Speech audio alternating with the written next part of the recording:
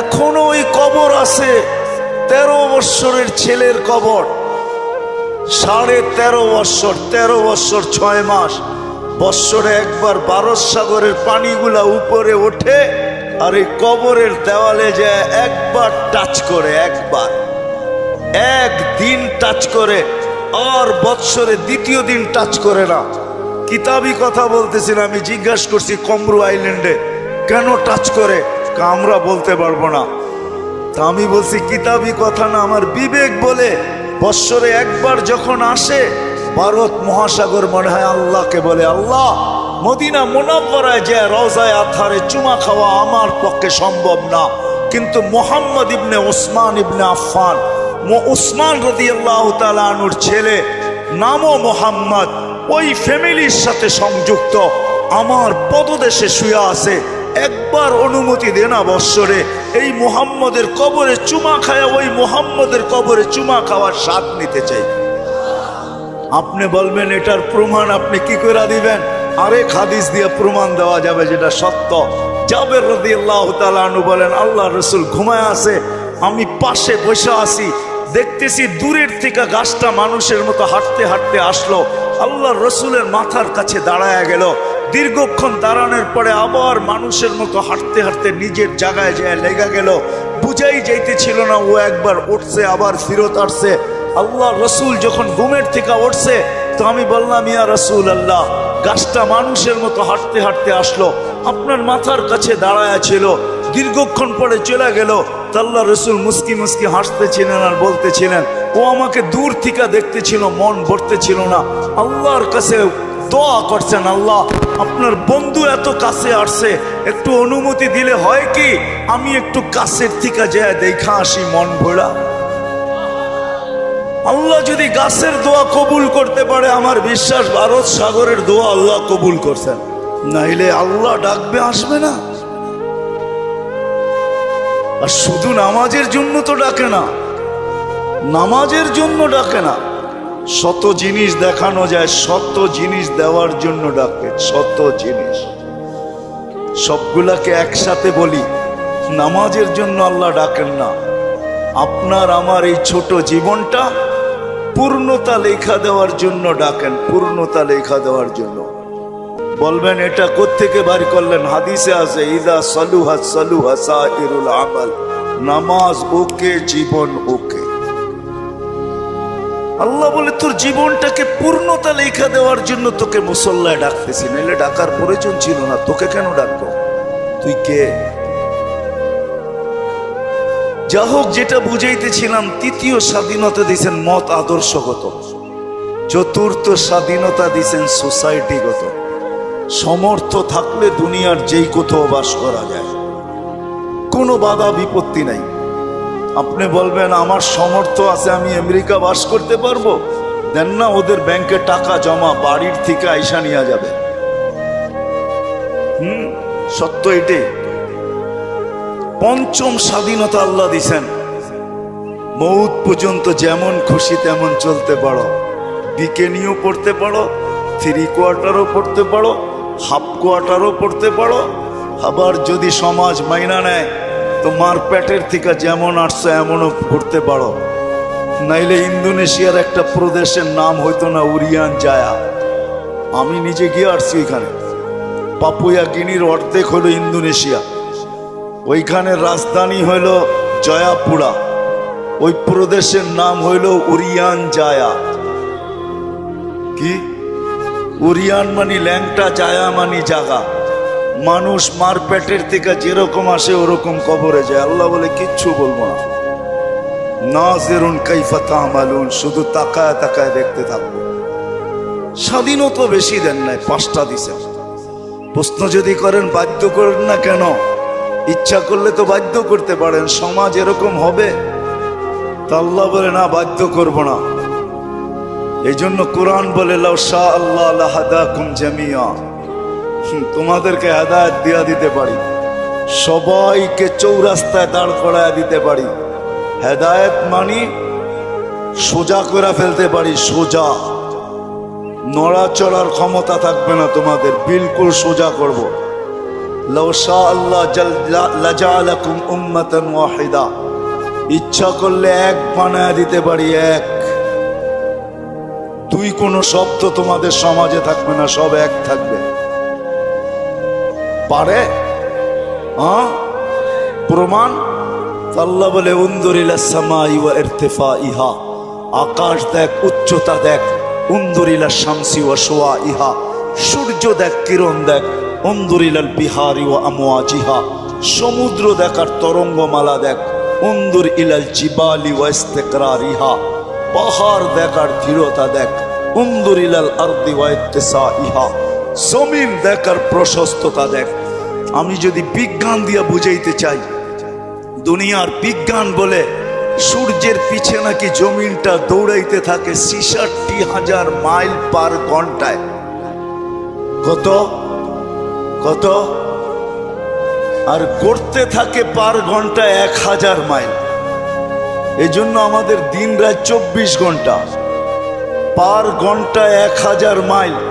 ২৪ ঘন্টা একবার প্রদক্ষিণ হয় ঘুরা, যার কারণে ২৪ ঘন্টায় দিন রাত।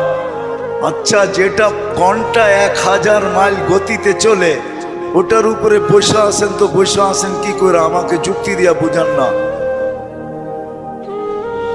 বসে আছেন কি করে? ২০০ মাইল ব্যাগে চললেই তো উড়া যায়, ঠিক না? ১,০০০ মাইল ব্যাগে এটা চাক্কির মতো ঘুরতেছে।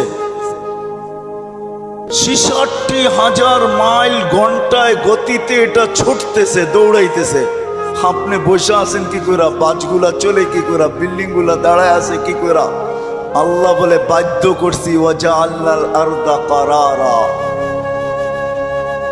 আমি মানুষের শান্তির জায়গা জমিনকে নির্ধারণ করছি। জমিনকে বলছি তুই ছোট ছোট, তাতে কিছু আসে যায় না।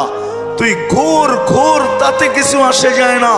খবরদার যদি কারো গায়ে বাতাস লাগলো, আল্লাহ বলে বাধ্য করছি, তোকেও বাধ্য করতে পারি। বিদায় আসেন, শেষ জায়গায় চলে আসছি, আর বাড়ানো যাবে না।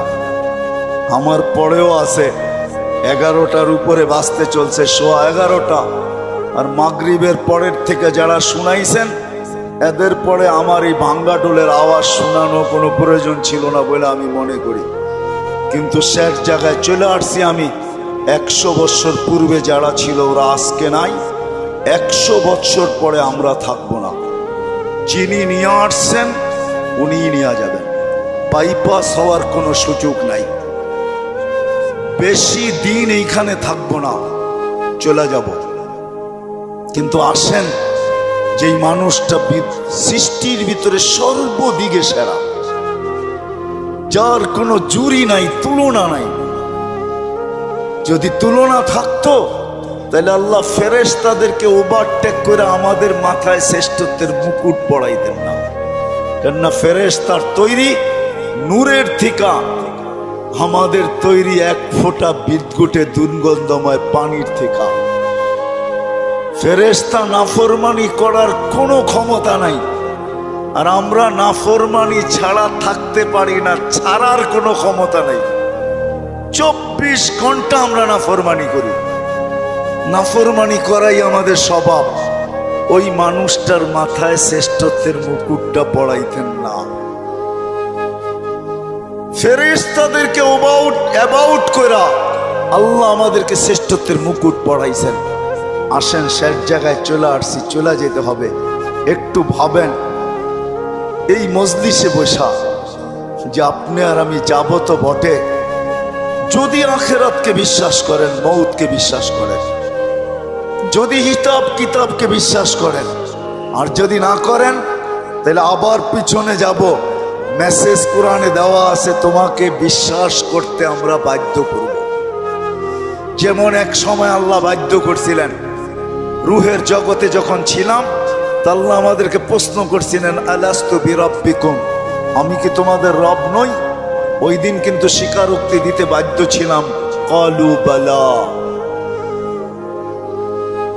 হায় হায়, যে আজকে বলে গড ইজ নাথিং, ওর রুহ ওই দিন স্বীকারোক্তি দিয়ে আসতে হয়েছে যে আপনিই আমাদের রব। যদিও এখানে আসার পরে ভুলে গেছে, আল্লাহ বলে তোমাকে আরেকদিন বাধ্য করব, তুমি চিৎকার দিবে আর বলবে রব্বানা ইন্নানা আবসারনা ফারজি'না আমাল সালিহা ইন্না লা মুকিনুন। তারপরে আমাদের পক্ষ থেকে চিৎকার আসবে, কাল্লা, কখনো সম্ভব না।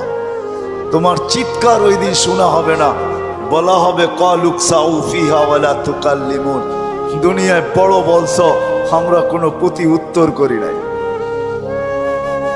বড় বিরোধিতা করছো। ও ঢাকার মানুষ 24 ঘন্টা কাঠটা ভোগ করেন, কতটুক ভোগ করেন আর কতটুক আল্লাহকে দিই। এই জন্যই যে বিশ্বাস করে আমাকে মরতে হবে, কবরে যেতে হবে। আখেরাত নামের একটা জিনিস আছে, হিসাব কিতাবের সম্মুখীন হইতে হবে। তার বিবেকের কাছে আমার প্রশ্ন যে তুমি ওই দিনের জন্য কতটুক প্রস্তুত, যেই দিনটা সত্য, যালিকাল ইয়াউমুল হক, কতটুক প্রস্তুত? আমি প্রত্যেক শ্রেণীর মানুষকে জিজ্ঞেস করব, তুমি কতটুকু প্রস্তুত? যুবক, তুমি যৌবন নিয়ে কতটুকু প্রস্তুত? নারী নারীত্ব নিয়ে কতটুকু প্রস্তুত? পুরুষ পুরুষত্ব নিয়ে কতটুকু প্রস্তুত?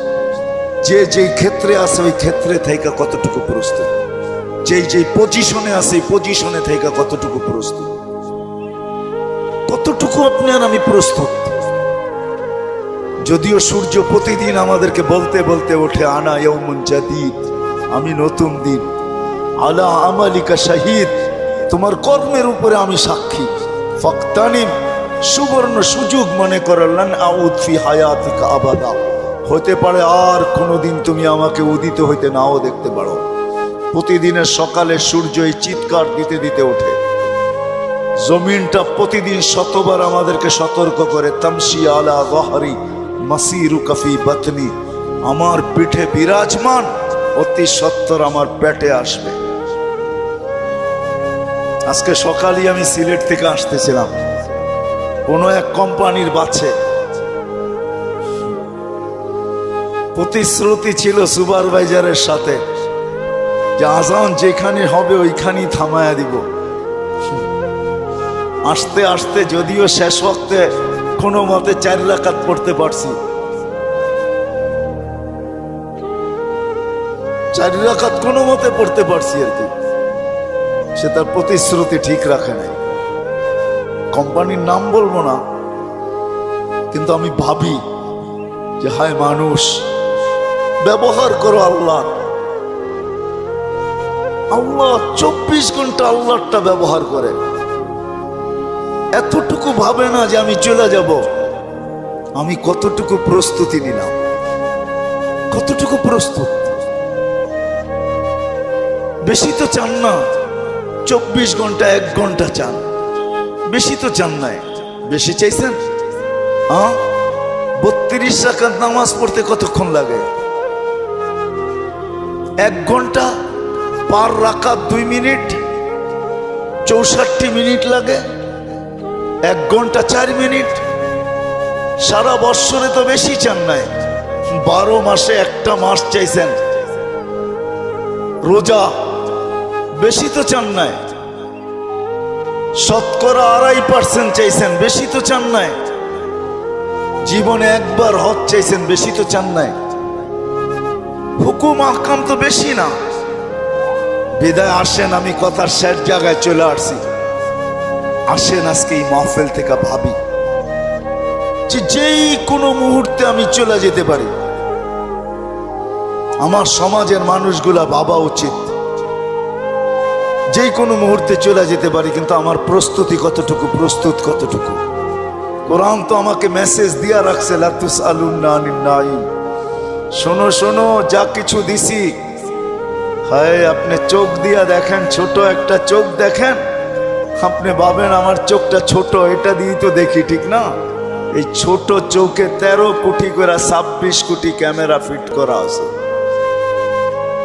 আপনি কোনোদিন ভাবছেন আপনার জিহ্বাটা কত বড় প্যাথোলজি সেন্টার? দুনিয়ার কোন প্যাথোলজিক্যাল মেডিসিন, শুধু 2-1টা মেশিন ছাড়া, ডায়াবেটিসের মেশিনে দেওয়ার লগ লগ বইলা দেয় কত আছে, আর জ্বর মাপার মেশিনটা এখন বইলা দেয়। আগে বগল তলে নিয়ে অনেকক্ষণ ধরে রাখতে হতো, নাইলে জিহ্বার নিচে অনেকক্ষণ ধরে রাখতে হতো। এখন একটু উন্নতি করছে, এখন ধৈরা বইলা দেয় কতটুকু আপনার তাপমাত্রা আছে। এরকম কোন দ্রুত মেশিন আছে জিহ্বা টাচ করবে আর বইলা দিবে? জিহ্বা তো টাচ করতে দেরি, বলতে দেরি করে না। বলতে দেরি করে নাকি? হ্যাঁ হ্যাঁ